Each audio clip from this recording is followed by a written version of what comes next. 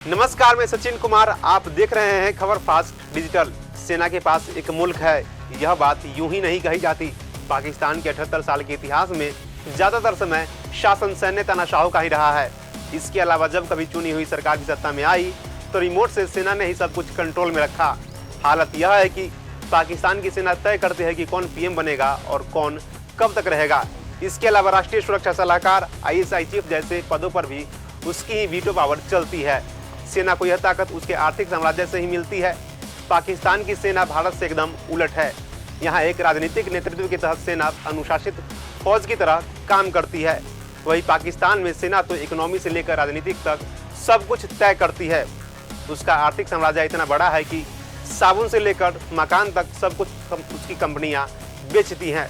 पाकिस्तानी सेना ने एक ऐसी सहायक कंपनियां स्थापित कर रखी है जिसका बड़ा आर्थिक साम्राज्य है। इन कंपनियों में 4 प्रमुख कंपनियां हैं: Fauji Foundation, Army Welfare Trust, Shaheen Foundation, Bahria Foundation. इन कंपनियों में हजारों लोगों को नौकरी करते हैं। इनके उत्पादन, मार्केटिंग और सेल तक का ढांचा ऐसा है कि पाकिस्तान की कोई भी एजेंसी इन पर निगरानी रखने का अधिकार रखती है। इन कंपनियों का अपना एक सेक्टर में एक तरह से छत्र छाया का राज है। पाकिस्तानी सेना की सबसे बड़ी और शुरुआती फौजी फाउंडेशन है। पत्रकार आयशा सिद्दीकी ने लंबे शोध के बाद पाकिस्तानी सेना पर लिखी पुस्तक military inside Pakistan military economy में विस्तार से बताया है कि कैसे आर्मी ने बिजनेस खड़ा किया है। आयशा सिद्दीकी ने अपनी किताब में लिखा है कि फौजी फाउंडेशन की स्थापना 1954 में हुई थी। यह पाकिस्तानी सेना की कारोबार में पहली दस्तक थी। फिलहाल फौजी फाउंडेशन की संपत्तियों का कुल मूल्य $35 बिलियन है। यही नहीं, इसके पास 25 प्रोजेक्ट्स हैं और इनमें से 18 पर उसका पूरी तरह से नियंत्रण है।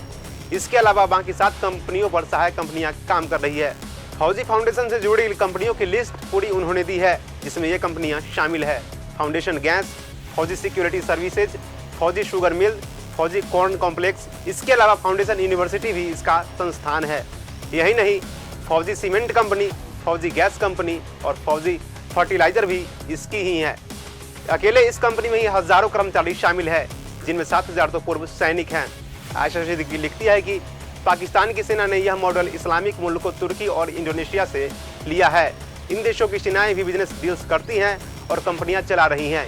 इन कंपनियों के नामों से यह स्पष्ट है कि फूड प्रोसेसिंग से लेकर सिक्योरिटी तक का काम इनके हवाले है।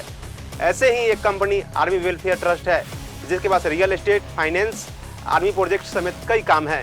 इन ग्रुप की कई सहायक कंपनियां हैं, जैसे Askari Farms, Askari Welfare Rice Mill, Askari Welfare Sugar Mill, Askari Cement, Army Welfare Shoe Project, Army Welfare Women Mill और आर्मी वेलफेयर फौजरी यूनिट। इस तरह यह कंपनी कपड़े से लेकर राशन तक बेच रही है। इसका गठन 1971 में हुआ था, जब पाकिस्तान की सेना लगातार 2 जंगों के चलते आर्थिक स्थिति से जूझ रही थी। इस खबर पर आपकी क्या राय है, हमें कमेंट सेक्शन में जरूर बताएं। वीडियो देखने के लिए धन्यवाद।